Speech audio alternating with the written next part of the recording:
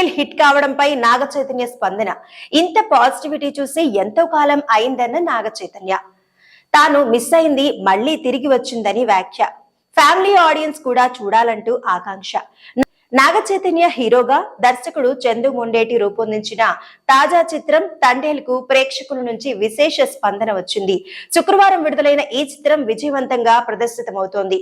తండేల్ విజయం పట్ల హీరో నాగ చైతన్య హర్షం వ్యక్తం చేశారు. చిత్రం విజయోత్సవ వేడుక అనంతరం నాగ చైతన్య మీడియాతో మాట్లాడుతూ సినిమాను ఆదరించిన తెలుగు ప్రేక్షకులందరికీ కృతజ్ఞతలు తెలిపారు.